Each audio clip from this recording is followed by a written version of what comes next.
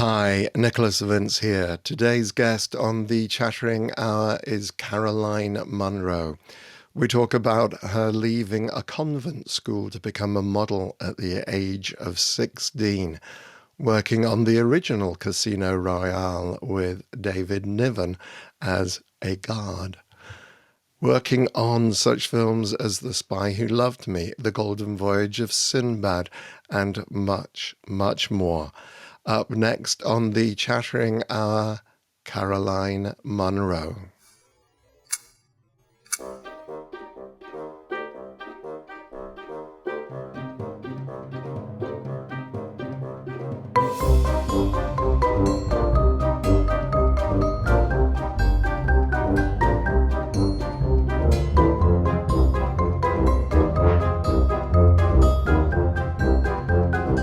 And we're back with Caroline Munro. As I mentioned, she won a Face of the Year competition in 1966. And at the age of 16, she went off to become a model for Vogue magazine and was later well known for her Navy rum adverts. All of those led to parts in such films as The Spy Who Loved Me, The Golden Voyage of Sinbad, Captain Kronos Vampire Hunter, and many more. Let's get to it. Caroline, thank you very much indeed for joining me today. Oh, very nice to see you. Lovely to see you. Thank you. So I'd like to take you right back to the very beginning, if I may, and that is born in Windsor in Berkshire. Yes. What was an average day like for you as a child? What were you into as a child? Well, the earliest memory, I was born in Windsor, and we lived in Ivor Bucks, which was very near Pinewood Studios. Not that I knew it at the time, because I was only, a baby. And then 3 when we left, and then we moved to Richmond, where I first started. I was not very good at school. I have quite severe dyslexia, so that is quite a challenge for me. It's quite a tricky one, really. But so school, I loved games at school. When I was little, I went to kindergarten in Richmond on Richmond Hill, and then I transferred to little primary school on Richmond Hill. So I had a lovely growing up there, because we had the park. And I loved at school the games. We'd go and play rounders in Richmond Park, which was fabulous. It was like our great big garden. We actually lived on Richmond Hill, which was lovely. And my dad used to travel into the city every day. He was a solicitor, and he used to travel up every day. So yes, the actual childhood, apart from school, because it was challenging, and at that time people didn't recognize dyslexia. You were just, which is so sad, because you're kind of classified as slow, which is such a sad thing to be sort of labeled as a child, because you're not. I could remember things. I could remember poetry and stuff from quite a young age, so I could remember things, and I knew I wasn't stupid. It's just that I struggled to read, and write, spell. Yeah, I have friends with dyslexia, and the stories they tell, but also the way that they can overcome it now, and the different strategies for overcoming it. Yes, you cheat. You can cheat insofar as with writing. I remember as a young child, I could do my name, of course, but then writing, you learn a certain writing that people think, oh, that's actually kind of clever, but I'm not quite sure what it says, but obviously it must be correct. So you cheat by that sort of way, and by remembering. Sort of cheaty thing. Right. Fascinating. So did you watch many films growing up? I loved films, and my mum used to take me when we lived on Richmond Hill, and very unsuitably, she used to take me down, which was, I can't even remember what it's called. I think it's the Odeon now, just down Richmond Hill, the other way from the park. So you come into the little town, and she used to take me to the cinema there. And I remember 3 films that really stand out for me, apart from Bambi, which I loved. Actually, 4 films. She took me to see Carve Her Name with Pride, and I was about 8. But in those days, you know, you could kind of get in. So Carve Her Name with Pride, which was a fantastic black and white film about Violetta Sorbo. Yes, yes. Yes, you know, With about the the yes, it was with the, yeah, Virginia McKenna. It was the yeah. most wonderful black and white film, and that stayed with me for a long time. She also took me to see, and I fell in love with Kirk Douglas, The Vikings, which again was quite a strong film to see at that age. So we went quite regularly because my mum loved cinema. And then the other one I remember, but I was a little bit, it was Attila the Hun. But not really very suitable, was it? Not for a little child. So I can't remember if I had nightmares about that one. And then of course Bambi. But my poor dad on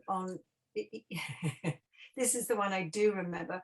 My poor dad had to I fell in love with Davy Crockett, Fess Parker. He was my love. Him and Richard Green were my love, you know, Robin Hood. So anyway, my poor dad took me to see David Crockett. So I went to see David Crockett and I loved it. I absolutely fell in love with Fess Parker, David Crockett. And the next time I said, can we go again? Yes, he said, we'll go again because my dad rather liked it. So we went again. We went a total of 6 times to see it. My poor father, I think he fell asleep on one of them. But what he did, which was so sweet, he got me, it was a little plastic hat. It was like the hat he wore with a little funny piece of raggedy, not real fur. It was like a little bit of carpet thing with the tail at the back. So I was, you know, that was it. Davy Crockett, King of the Wild Frontier. And I remember years later at a convention actually in the States, somebody read that I liked Davy Crockett and they'd actually got me an autograph of Fess Parker. This was years ago, maybe late 80s, I think. And it was written to me, and I thought, what a beautiful gesture. That was so sweet. Wow, wow. It was lovely. It's funny because I think if my memory isn't playing tricks on me, our last guest was Alice Krieger. Oh, And lovely. Great yeah, actress. yes, Beautiful. yeah. Funnily enough, her reaction to David Crockett was to demand to be let out within about 20 minutes in because she thought animals might be hurt in the film. Oh, that's so I didn't even think. I mean, I was very, very young, but that's Yeah, actually, that's true. I'm yeah, sure they weren't, though. You no, can assure her. I'm sure they were not harmed. no. Always that notice comes up at the Yes, end of the film. yes. So I'm But I sure they think were within the fine. story, she thought that, yeah. Isn't that why did she rather like him too? Did she like David I, Crockett? she, Best well, Parker. as I say, she only watched about 20 minutes of the film because she demanded her brothers take her out of the Take her cinema. out. Yes, because of the animal. That's actually lovely. Oh, Yeah. that's a very sweet. No, I'm afraid I didn't, but I love animals. Oh my goodness. Yes, but I didn't have that lovely thought that she did. What? Oh You went on to, you kind of moved after Richmond, you moved south to what, Rottingdean area? my goodness, you have really done your research. It's kind of sneaky. And I love the way you didn't say the year I was born, but I think everybody knows it. But you know, what can I do? Nothing. No. But yes, I did. I moved. Yes, we did Rottingdean, which was it was just outside Brighton, actually about 9 miles out of Yeah, Brighton, but a yeah. really pretty little old Tudor village with a duck pond and a lovely little pub there with the duck pond, and Rudyard Kipling's house was on the green. So I grew up just on Dean Court Road, which was where all these little lovely Tudor houses were near the church. And yeah, so I went to the local convent there. Now, Which is something else, really. Golly. what was it like being at a convent school then? Strict. It was very strict, and I think my parents. There was 2 schools in the village, and we lived sort of up on the downs, a little bit away from the village, but a walk through. If you walk through the cow fields and through the horses, you could get to the school quite easily. I think they thought it was maybe the better school for me because they did languages, and my dad was quite keen on languages, and I like languages. I do. French, and we took French. I only took French for a year there, but I really I enjoyed it. French and Spanish, and we took Latin, obviously being a convent. But the whole experience, I wasn't very happy there because it was strict, and again, that was my first. No, it wasn't. It was my second realization that the dyslexia was really, tough on me. It was Mm, hard. Again, they didn't seem to. I didn't have the extra lessons and the things that right. maybe I needed, maybe a bit more one-to-one. But so I struggled really. I struggled. I loved art, so I did art. I only took I only took two. What were the equivalent O levels? I suppose they were. Didn't We didn't have the 11 plus there, but I took French and art. So I did Ah, not too bad in those two, but certainly not English or anything. Nothing else really. right, Didn't do it. No. right. Now from convent school, and Mm. then at 16, you're announced as the face of 19 something or other. Something like And yes, yes. just as we're Oh, not doing dates, um, mm. how did that That's a come about? funny Because one. Yeah, that's a really weirdy one because when I left school and the school closed down, and there weren't that many pupils, and the school eventually closed down, and I suppose I was just coming up for 16 and the school closed down, and I was delighted. I thought, wow, this is fantastic. But so with my little art thing, the little O level I got, um, I started doing at Brighton Art School, which was actually very good. I started doing Saturday mornings there.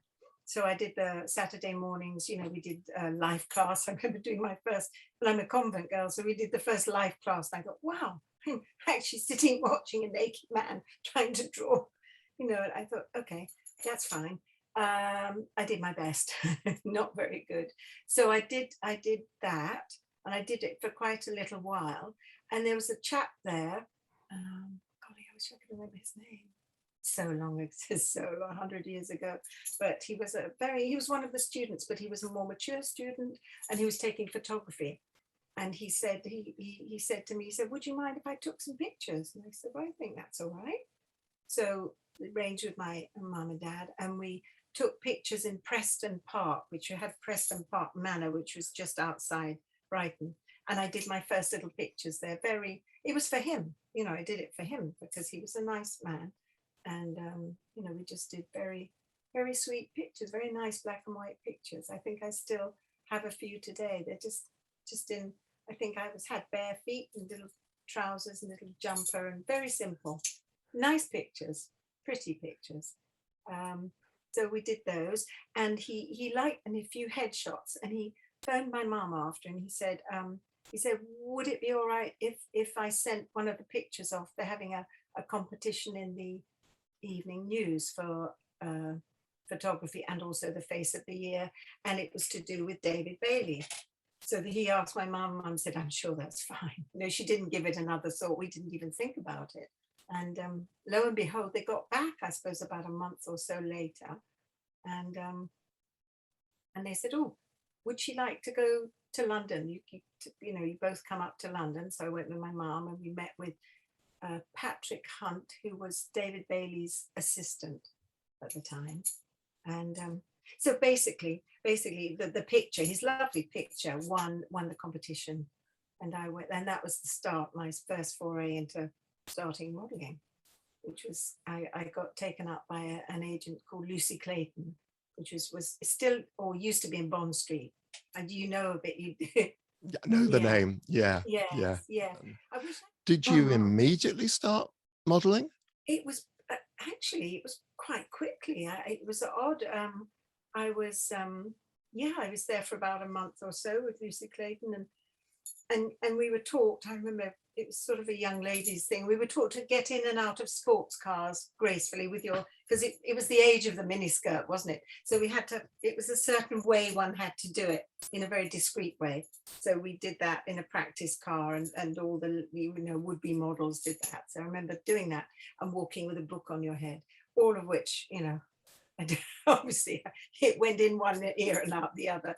But I had a lovely time then. Yes, I started, there was a wonderful photographer called Brian Duffy, who was fantastic in the 60s. Again, you had Terry Donovan, you had Bailey, Terry Donovan, Terry O'Neill, lovely, yeah, Terry Donovan, Duffy. You know, you had about a big five, main big five, and so Duffy came along, and he said, I think she'd be just right for American Vogue. So the first thing, I was flown to Malta with a lovely model called Maren Grave, who was Swedish, and she was so beautiful, and she seemed so much older, but she was 23, and I was just pipping 17. So I was very young, and we flew to Malta, and we did, remember, I thought, well, this is odd. We were lying in these lovely sweaters, but we were lying in the sea with these beautiful sweaters, and this lovely male model, French male model, with us, just advertising, forgotten, was it Cortel? It was one of the big, again, a big knitwear. And that's what we were doing. We were lying in the water. I thought, what a waste, these lovely jumpers being pulled about in the water. But anyway, yeah, so that was for American Vogue. Yeah. Right, I did right. that. So that was one of my first ones. So how did you make the transition from modeling into acting? I think it was a gradual thing, really. I think it was quite a gradual thing. It was, again, you'd get a lot of the casting people coming round, and I was among one of the ones that came along I was asked to come along, and they were casting for guard girls in Casino Royale, the original Casino Royale, the 67 one, I think it was. David Niven as James Bond. Yeah. Yes, that's it. Woody Allen, yeah. Orson Welles. You had a fantastic, you name it, every big star at the time was in that film. And so I was one of the extras. I played a guard girl in that. So they chose me to do that. And my director was Val Guest. There was 6 directors, I'm not sure, on that film.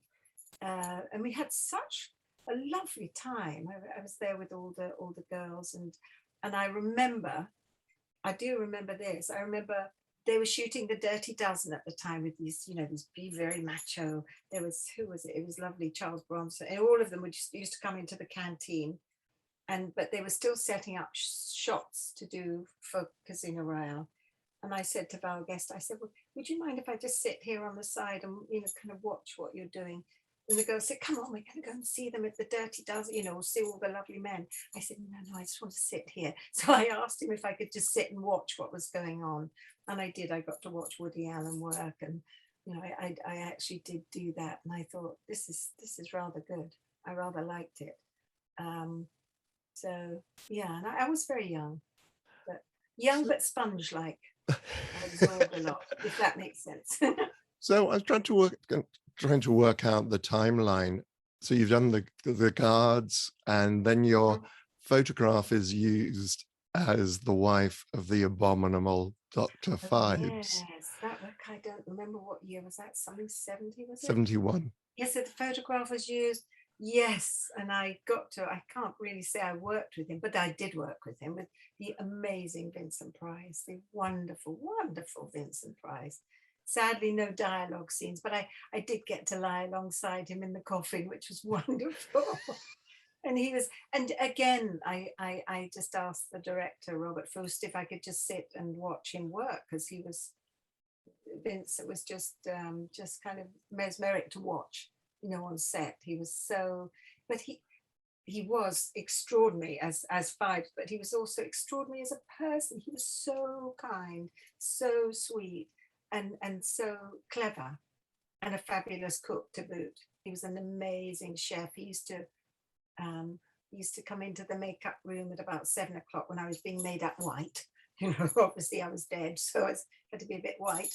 And he used to bring this lovely food in, pate and toast for the makeup girls, and it was lovely. So we enjoyed that. He's a lovely, lovely man. And I'm pretty good friends with Victoria, his daughter. I'm sure you know Victoria, don't you? Yeah. She'd be a great guest. Has she done it She with you? hasn't. She Oh, hasn't. And she'd be I wonderful, agree wouldn't she? entirely. Yeah. Yeah. Oh, Yeah. yes, it should be amazing. Yeah, I know my producer, Chris Rowe, has got a Yeah. number of people lined up, but what he tends to only drip feed me as people become available, you know, between Yes. jobs and so on. Yes, of course. But yeah, Yeah. yeah, and I'm really hope I can chat with, because Yeah. I'm a huge Vincent Price fan. Oh, well, Um, I mean, what her knowledge of, I mean, and I've heard her talk. She was meant to be coming over here in November, and we were going to do something up in together because of COVID. Obviously, hmm, it was, is it November? No, it was earlier, October, I think. But it obviously had to be cancelled because of flights and COVID and everything, yeah, and like so because many things. they've just published a book of Vincent Price recipes kind of Oh, linked to his films. So the oh, idea is that's you watch clever. Mask of the Red Death and have a particular meal with it, or you know, Theatre of Blood, Yeah. or and so yeah. I So think you people were meant to write in about recipes, weren't were some of the actors were, because we did a thingy. Yeah, I think I was, but yes, yeah. I didn't get to do it. Yes. Yes. So what was your first proper, I say proper, Yes. with dialogue, with as an actor? Dialogue. Um, yeah, I'm just trying to think. Well, actually, before that, before in 19, I think it was 68 still, I Mhm. got to do a Western, which was Oh, called A yes. Talent for Loving, or Gun Crazy. The American changed it to Gun Crazy. And that was an amazing cast. As my father, there was Richard Widmark, who my dad was pretty much in awe of. So you had Richard Widmark, you had Topo, who taught me to ride for the film, and Derek Nimmo, English actor Derek Nimmo, wonderful Ah, Derek Nimmo, who played my love interest in it. Geneviève Page, a wonderful French actress. We had, and Richard Quine was the director, who directed Kim Novak and Bell Book and Candle. So he was really old school Hollywood. So it was just wonderful to be around these incredible sets. It was all shot in Madrid, in and around Madrid, and you had these wonderful studios, Sevilla studios over there, and beautiful sets. Must have spent so much money. It was a Paramount production. right. So it was just, so that was one of my first speaking and whistling. I had to whistle Handel's water music in it. Not an easy feat. I No. did.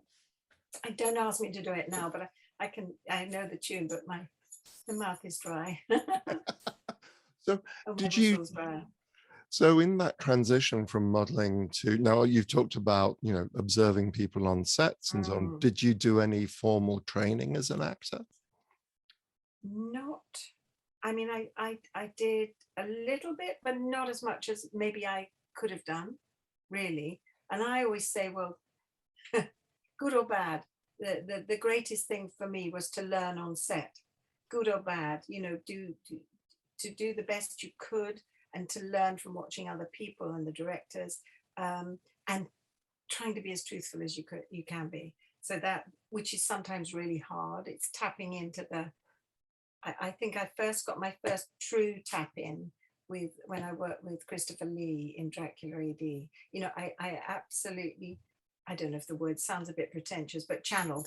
You know, I could actually channel getting into my little character. I didn't have a big part, but what I did, I felt I was her. So Right. it was a sort of a light bulb moment for me in a way, because I thought, actually, I really like this, and I kind of understand it more. I mean, the more you do, the more you, even though you're scared, the more you can kind of click into it, and the more you understand, and the more you can reach in and pull out. So for me, you know, it's all been a learning curve. But no, I haven't had any formal training. I think if I was to have done stage, I would have had to have done, absolutely, because it's a different animal. I think, you know, you watch these wonderful stage actors, and then sometimes it doesn't quite translate to films, but other times, say like a Judy Dench or you know, or Kenneth Branagh. It just works. You know, Yeah. they can just do it. It Yeah. just works. They translate, but sometimes it maybe doesn't work. Yeah. It's more stylized in a way for stage, Well, I think. But yeah, because I mean, basically when you're doing film, the audience can be like, i.e. the camera can be 3 feet away from you, whereas on stage you've got an auditorium of maybe 500, 200, 300, you know, yeah, they're 30 feet. And I remember when I used to do amateur dramatics as a kid, she was my English teacher. She always said, unless the deaf old lady who's sitting on the back row can hear you, you haven't succeeded.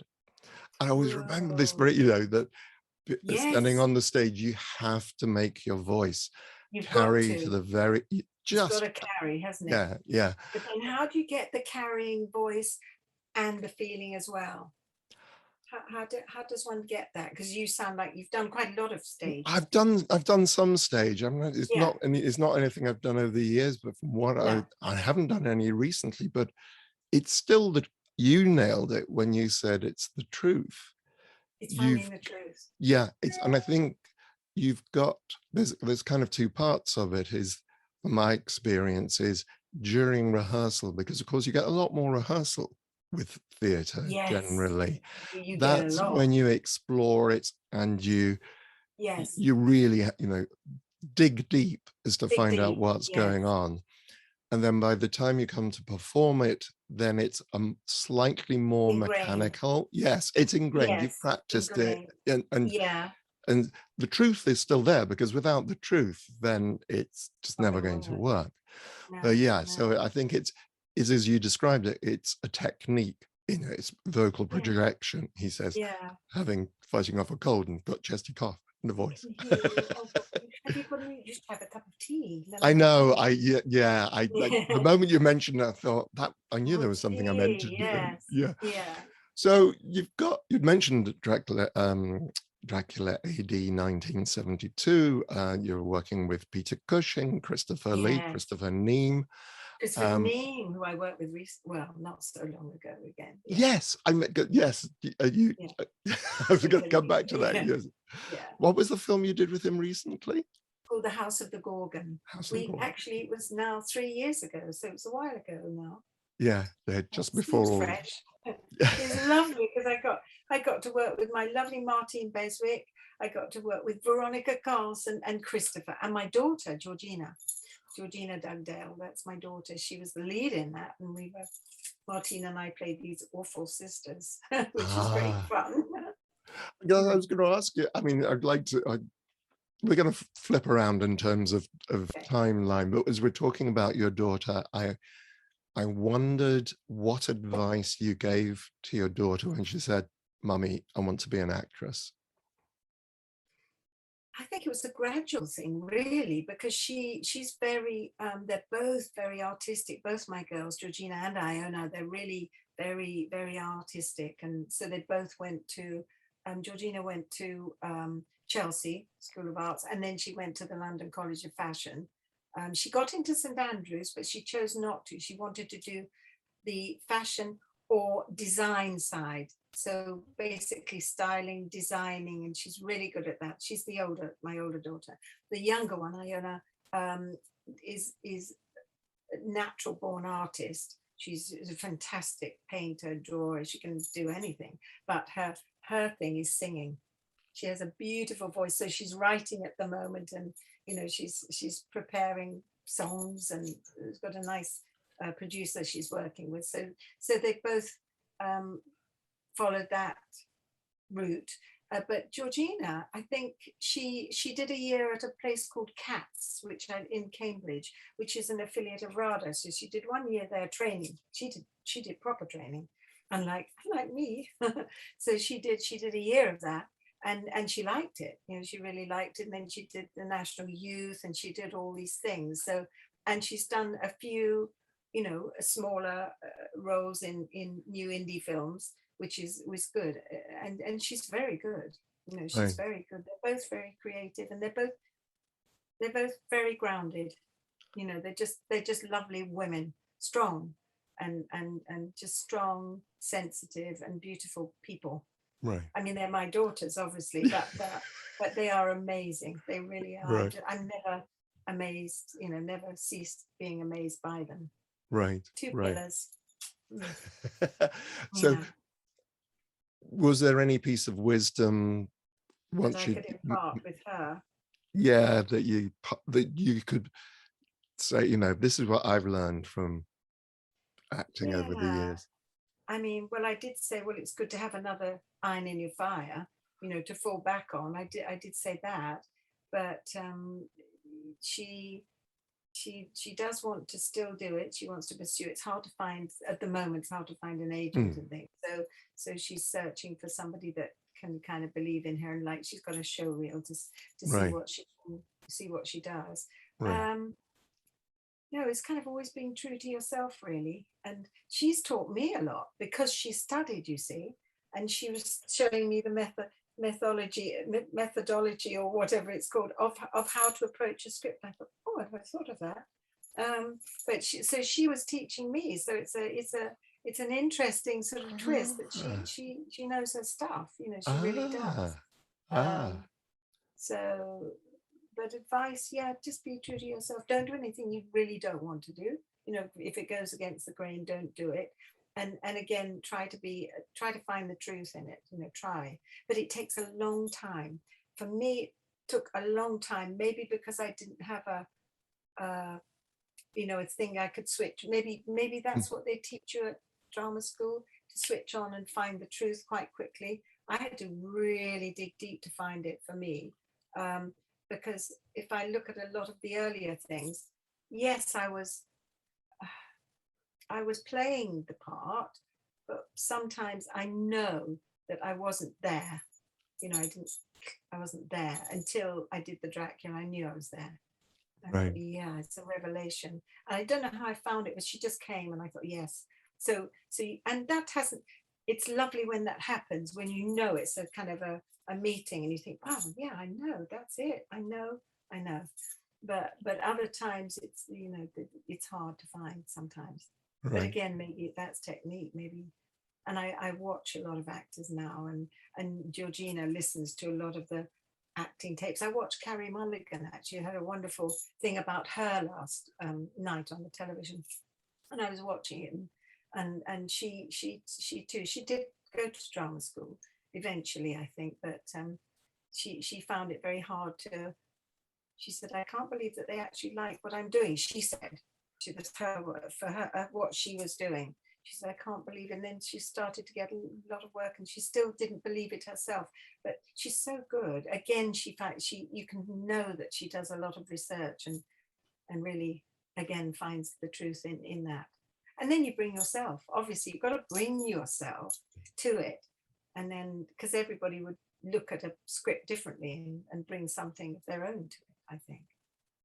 Yeah, yes, because you remind me, we did an exercise when I was at drama school where we were split into a group, and there are about 20 of us in the class at least. We were working in pairs, and it was just a couple of pages of a Neil Simon play. Yeah. And when everyone went away, and then a week later we all came back and shared the scene, and it's like, you think, this is like 10 different plays. Yes, because different approaches. Yeah, they're completely different things. So you found your feet kind of in Dracula A.D. 1972. Yeah. And then one of the things you did about a year or so later was The Golden Voyage of Sinbad, the Ray Harryhausen movie. What was that? Oh, so different. I mean, because the Hammer films were quite, this had, I think, a bit of a more budget. They still weren't, nothing like today. I mean, the Hammer budgets were small. It was a 4-week shoot. So you didn't get a lot of rehearsal time. You had to get it right, as right as you could do. It was pretty, it was a tight ship, but also it was a family. So it was a great atmosphere. With Sinbad, I was lucky enough to go to Spain. We shot in Mallorca and we shot in Madrid. So we went to, and that was about 8-week shoot. So it was a long shoot. It felt quite luxurious, even though we were working a lot of times when we were in Mallorca, we worked in the cave. So we had to wait till the tourists went in the day. The tourists would go about 6 o'clock, and then our cameras would roll in and we'd get ready, and the Winnebago thingies, and we'd go in and we'd night shoot. So we night shot in the caves for, I don't know, it seemed like endless. We did that. So that was an extraordinary experience. And working with Ray, who became such a good friend. He was just a lovely man. An amazing man to watch work.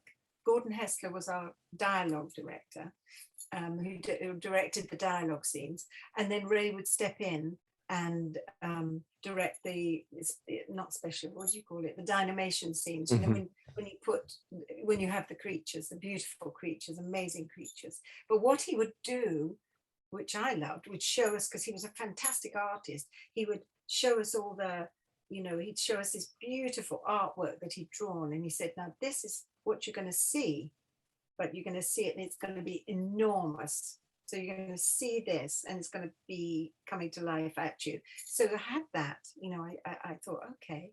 So with me, I had the centaur in the particular, one of the particular scenes I had to do. We had the centaur, and we had Kali, the 6-armed, 8-armed, 6-armed goddess. Yeah. We had her in the caves with Tom Baker, with wonderful Tom Baker. John Philip Law was our Sinbad. But I think Ray, I've always have done, I've called him the godfather of special effects, because he, along with obviously Willis O'Brien, he learnt from when he was a boy. He watched Willis O'Brien do the King Kong, original King Kong. And then he took it and started doing it literally by himself. A one-man band, Ray was a one-man band. And he took it to such extraordinary levels. And I mean, his creatures, you could kind of, they had so much character about them. All that they did, even though, I mean, obviously it's like chalk and cheese CGI, which is amazing. Can't take it away. It's extraordinary and it's believable. And but the characters that Ray would bring to life was so wonderful and menacing, and you know, and funny, and he just brought such a beautiful thing to life. He really did. I just loved watching him work again. But then we didn't see the work until we saw the finished film, because we were doing all the action with nothing there. You know, it was just, we were just imagining these creatures about us and what we were fighting against. And it was just extraordinary experience, really. It was. Loved working with him. I'm still really good friends with his daughter, Vanessa. Really good friends. Yeah. He has his foundation, the Ray and Diana Foundation. Yeah. They do such good stuff. They do. Have you had a chance to go and see the exhibition up in Edinburgh? Edinburgh, no. Have you seen it? Yes. When did you see it? A couple of months ago. I was up there with family, and it is, I'm just trying to hold back because I couldn't believe it, because for me it was Bubo the owl. I walked into a gallery and it was just there, the 12-inch maquette, animatronic rather than maquette, and it was just like, oh, in fact I literally said, oh wow, as I walked in the room, because it's just like, I think you really did form, as a member of the audience, form an emotional attachment or reaction to these creatures. Yes, you did. Yeah, you did. I mean, the expressions that they do, and you kind of got to your own. You loved them, didn't you? Yeah, you loved them. Yeah. And the homunculus, we had the naughty homunculus in our one. Yes. The Golden Voyage, the little, you know, could know it all and do it all. He was the spy for Kura, which was Tom Baker. He was his spy, but it was just unbelievable. Yeah. You've got to see it. No, I've yet to see it, because we were meant to go up for the opening of it. But what we did, we actually did a live Zoomy thing a couple of weeks ago because it's being extended now till February, I think. Yes. Exhibition. So we're planning to go up then. Yeah. Oh, if you have, it's gotta go. Oh, you've got to. It's just because it really does start at the very beginning. So anybody out there who's in Edinburgh and is thinking about going, just go, because it's absolutely extraordinary. Yeah. No, I do intend to go, definitely. Good, Yeah. good. Now, then you went back to work with a horror, Hammer Horror on Captain Kronos Vampire Yeah. Hunter. Yes. Yeah. What was that experience like? It was, oh, it's actually, I think that is one of my favorite roles. I really liked that role. I liked her. She was such a free spirit. Carla the Mm. gypsy who danced on a Sunday. Yes. I just, yes, naughty girl. And then she got pilloried for it. Yeah. Eggs and tomatoes. It was such a lovely film to make. Again, it was sort of family. You had Brian Clements, who was our director and writer, fantastic writer. He also wrote the screenplay for Sinbad, and he Ah, heavily lobbied for me, for me to be seen for Mariana in Sinbad. And they said, no, I think we want Raquel Welch. We want a big name. We don't know this person, but he took them, Ray and Charlie Schneer, Ray's producer, to see some of the rushes. Or, yeah, what do you call them? Dailies? yes, Dailies. Yeah. Yeah, dailies, rushes of the stuff that we'd shot in Kronos, and then I went to meet them, and they offered me the part of Mariana, which was lovely. So Oh, yeah, so Brian was very instrumental in me getting that, I reckon. But he right. was just fantastic to work with, such a good director, and such a different film of its time. And I think at the time people didn't get it because it was for Hammer, but it wasn't the usual Hammer, not the usual Hammer format. Uh, it wasn't particularly gory. It didn't have a lot of heaving bosoms and things. You know, it just didn't have all the Hammer ingredients. Hammer being tried and true. So this one, I think, it struck me as it's quite esoteric. So it was quite kind of, you know, if you've ever seen the film, it's a beautifully crafted film and mostly shot outside. So there's a lot of location stuff, woods and is it Blackstock Park? Not sure. Yeah, outside. Just a lot of it was outside, so it was kind of very naturalistic, and um, loved the way it was shot. I'm trying to remember his name. He's a wonderful DP. I don't remember. I don't know him so well, but I will remember it at the end. It was lovely. It was a lovely film to do, and I loved playing with. I worked with John Cater, wonderful John Cater, and Horst Janssen, who played very Yeah. dashing Kronos. And they did fantastic, you know, sword fighting, all done before your eyes. Wanda Ventham, I was going to say Wonder Benedict's Van. mama, yeah, Benedict's mama. So you know, it's a fantastic cast, a really good cast. Yeah. Yeah, Well, very lovely. it's very interesting because, of course, just at the very beginning when you see the victim of the vampire, she's not just drained of blood, she's drained of her youth. That was And the difference. yeah, That was the twist, wasn't it? yeah, Which was such a clever twist, but maybe people didn't, you know, the critics maybe didn't get it, but yeah, it's since gained legs and people really like it because yeah. it's a beautiful piece of work. I believe Quentin Tarantino really enjoyed that film. I believe so. I've heard Ah, so. One of his that favorite makes ones. makes sense because again, beautifully shot as well and Beautifully edited shot. and the storytelling, and as you Yes. say, it's a great entrance for a character being in the stocks. In the stocks, Yeah, literally. And yeah, the crew, they said, well, should we paint it on? I said, no. And one of the crew said, no, let's throw the eggs at her and the tomatoes. Let's throw them. So that's what they did. So they did. And it's like, yes, great for my hair. My hair felt lovely, lovely condition after the eggs in it. Yeah, bit smelly, but very nice. Nice condition. No, it was an interesting entrance. Yeah, different. what you went on to next was The Spy Who Loved Me. I What was did. it like being a Bond girl? Wow, it was golly, I felt very honoured to be asked to be a Bond girl. again, it has such an extraordinary legacy, a bit like Hammer, English films, you know, English big legacy films, and obviously Bond. It's an amazing franchise.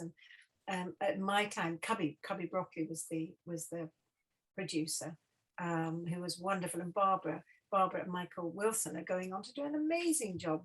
Cubby would be so proud of them. He would be so proud of what they're doing now. Again, it was extraordinary to be part of that. Very different from Hammer, because it was a huge production at the time compared to tiny Hammer productions, and even Sinbad, which was a bit bigger. And then, it was a great honor to be, even though it was a small part, it was a nice part. I really enjoyed her. I had fun with her. I think she was quite spicy, you know. Right. I like that part. And Roger was just a dream to work with. He was so sweet, and he was just so gentle and funny and witty, you know, witty and professional, all kind of rolled up to one. But he was also very caring that you had your moment, you know, so when it was your point of view for the camera, he would be there and he'd be reading the lines where maybe a big star like him, he didn't have to be, could be the continuity reading your lines for you, but he was there, you know, he was there, he's present and there. And, you know, I admired him so much, and he was such a gentleman, lovely man. Yeah. Delightful. Mm-hmm. It's a real mark of a gentleman and a fellow actor if they will do that for you. Just stand behind the camera, because it really aids the performance rather than just somebody giving you lines. You need, rather than the script lady just reading it off the page. No, it is. And you've got, you know, yes, it is. It's totally that. Because they can give you so much back, and he did. You know, he did. Which makes it lovely. What another film you did back in 1980 was Star Crash with Christopher Plummer. Christopher Plummer. I mean, Christopher Plummer. He came in literally. Luigi Cosi, my dear Luigi, flew him in to just play the Emperor. He'd agreed to play the Emperor. Of course, we had David Hasselhoff was our lovely man, our lovely, and Marjorie Gortner. So it was an interesting cast, a real mix. And he came in for one day to shoot his one scene. And I remember Luigi saying, he said, this is so good, Carolina. He said, now we shoot sound. I said, Luigi, what do you mean we shoot sound? He said, we shoot direct sound. I said, what have we been doing for the last 2 months? So we had to go in, and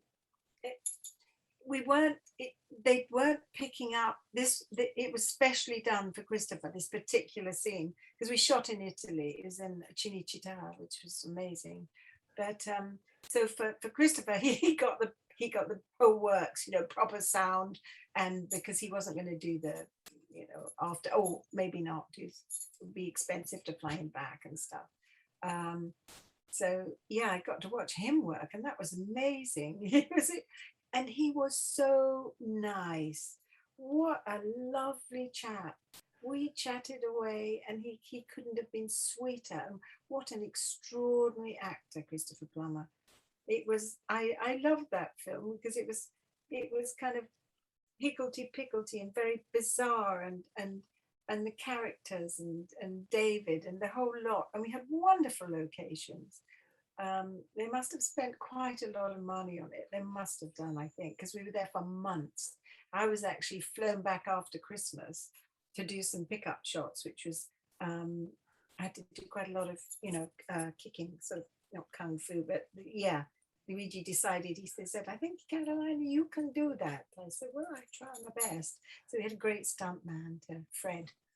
he was Italian, but he was Fred. And he taught me a few moves. So yeah, I loved that film. I again, I don't know how it did. It was picked up, I think, by did Roger Corman pick it up, or somebody picked it up? Right. Maybe Roger Corman. I'm not sure, but I think it did well for somebody. You know, I think it did well in the States. Again, it's gained legs because people think it's fun. Yeah, it's quite campy. You know, it's campy and it's colourful and it's harmless, and Luigi played great homage to Star Wars and to Ray Harryhausen, who he loved. That's partly why he chose me for Stella, because he knew I'd work with Ray, and he figured I could work with nothing there, do the imagination stuff. So I loved Luigi. I went on to do another film with Luigi, Right. back in Italy. So yeah, lovely chap. He's still working, I think. Yeah. Wow. I think he's still working. Yeah. Wow. He's always worked, never stopped, and he writes. He's a prolific writer, sci-fi writer, and clever man, a dear friend. Yeah. Before we move, we're coming to the end of our time together, and I do want to do the luggage in the crypt questions. But have I rambled? I haven't. No, you haven't rambled at all. You've given beautiful answers. Okay. Yes, you must say. Not at all. No. Okay. But I did want to kind of bring you up to date, because we were talking earlier on about a couple of projects you've been working on recently, and properly recently. So you're doing something for Talking Pictures? Talking Pictures, which is, I don't think they can get it in the States, because my stepdaughter, Tammy, can't seem to get it over there. But I think they're trying to it's Talking Pictures. It's on Friday nights, and it's called the Cellar Club. And it's all things Hammer and all things horror, Hammer, and beautiful, a lot of black and white films. And I introduced the films, talk a bit about the producers and directors, and then they show the film, and then I pop back up again after the first film, and then I introduce the next film, and then it goes. I think I have 3 pop-ins and outs and 3 films on a Friday night, and it ends at about 2:30 in the morning. But it starts at 9 o'clock. It's called the Cellar Club and Talking Pictures. Yeah. I know. I was asked by the producer, Sarah Cronin, if I would take, if I'd be interested. And I thought, oh my gosh, I've never done anything like this. It's quite a challenge, really, but I've enjoyed it. I'm very thankful to her, because it's been something really different for me, and I've learned a lot about Hammer and films. So it's interesting. All right. Well, it sounds fascinating to me, because that's kind of how I got into horror films back in the very early 1970s, because they used to show them on Friday nights late at night. That's right. Yeah. Is that how because you're horror based, aren't you? Yeah. Yeah. Really? With your Hellraiser or Clive. Oh my God. They used to absolutely terrify me. I thought, I remember trying to sit and watch, was it NIGHTBREE? One of them? Yes. And yes. I actually I couldn't watch it. I could not watch, the extraordinary films, weren't they? Yeah. I know Doug pretty well. Doug Bradley. Yes. Yeah. Has he been on your show? Not this one. I used to have another YouTube show, which I did a few years ago now. And a similar sort of theme, just chatting to people. So I have interviewed Doug on the show on that show, but not on this iteration. Yeah. Now, I would like to wind up by asking you the luggage in the crypt questions, because as I mentioned earlier on, so basically the idea is, what would you take into the afterlife with you? You're having the most humongous pyramid that you can imagine, so we can fit anything inside that you'd like. But what film would you like to take with you? Oh, wow. Oh, film. My goodness. I'd want something uplifting, I think. No, not I think. I would want something uplifting. I mean, there's so many films that have touched me so much. I mean, I love a lot of the children's films. I like a lot of the rom-coms. I go from all sorts of, I love, Under the Tuscan Sun is one of my great favorites. I love Under the Tuscan Sun. I don't know that one. Yeah, it's beautiful. Oh, it's so beautiful. It just takes you away. I love, has it got to be a film? Can it be television? Because I love the Durrells. I would take the Durrells. Yeah. Uplifting. Nope. I love the Durrells. I would take those. I watch a lot of the, I love Moana from the Disney. Is it Disney or Pixar? I love that. Pixar, which is Disney. All sorts. Yes, I go from all sorts and going way back. I love the Crimson Pirate. You know, my brain, my dyslexia shoots all over the place, so I can touch on different things really. But if I had a choice, and I can't really think of one that I would take, that I would watch and watch and watch. Yes, and most people, it's an invidious question anyway to ask Yes, people to choose just one. yeah, That's a great lot of choice. I particularly like the Durrells. yeah. Yeah, fun books. Yes, the Durrells, and anything we're watching like now, the Ted Lasso and the Mrs. Maisel. I mean, the television, because we've been so locked down, my daughter can put on all sorts of. I mean, I love the diversity and The Witcher and you know, amazing things on at Mm, the moment, just that take you away. I yeah, love that. I love to be transported. So yeah. yeah. What about a book? Book, Mm, dyslexia. I have not read a lot of stuff. I'm trying to think what would really touch me. What touched me, I suppose, in the 70s, because it was in the 70s. Jonathan Livingston Seagull.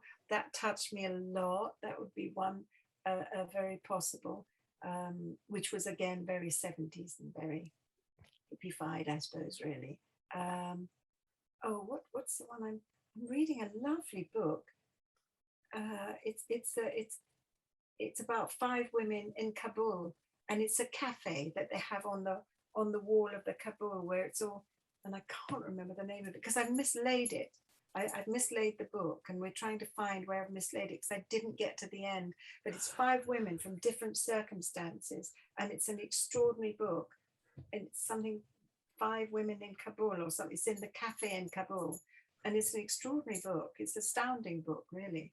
My ah, daughter's very, Georgina reads a lot. She reads books, and she reads a lot of the um, sort of esoteric sort of help books and the thing books. And I have got a lot of books, but it's being dyslexic.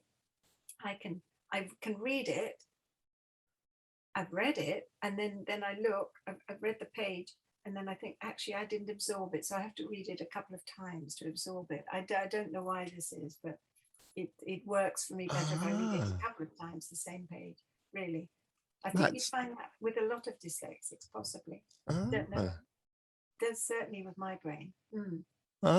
interesting. I So I suspect in love that books. case, you probably, it's possible in that case that you probably more deeply understand books that you've read, Yeah, because yes, I tend to speed read things. But there again, I will reread things and reread them yes, just to yes. because I enjoy them. Especially if they've touched you too, you know, Mm, if they've touched you. I mean, there's yeah, certain ones, yeah, yeah. certain ones that really touch you.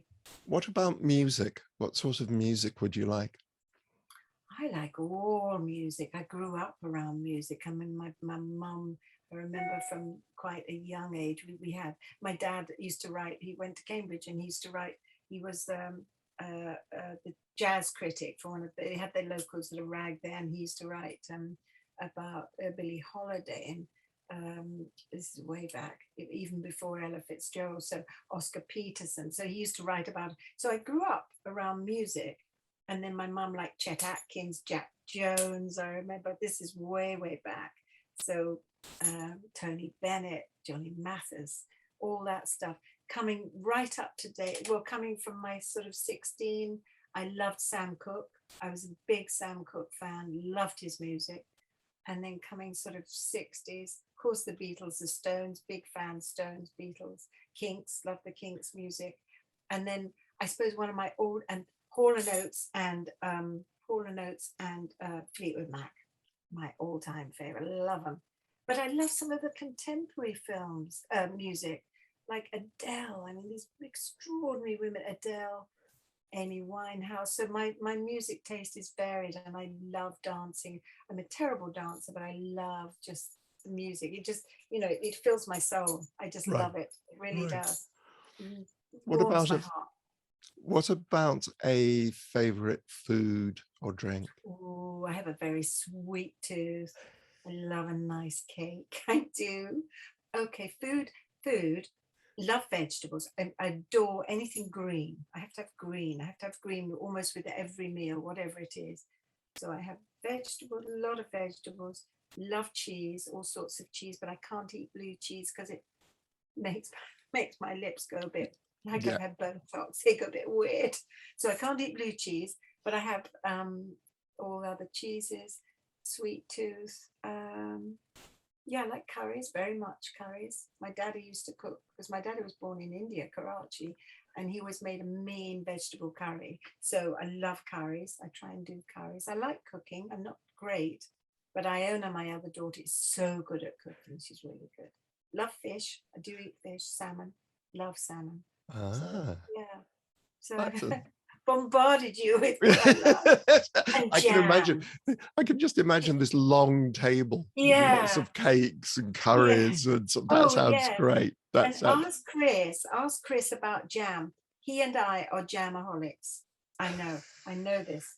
So yes, Chris, I know where he goes to get his jam. We love jam. We discuss jam at great lengths. So yeah, I'm a Yes, I think jamaholic. I've been sent on missions occasionally to To try get and find jam. it. Yes, to get He loves jam for him when he's organization. not in. I should advertise, but he goes and buys his jam and his lovely tea. So yes, Oh yeah, he's yeah, yeah. very knowledgeable about jam too.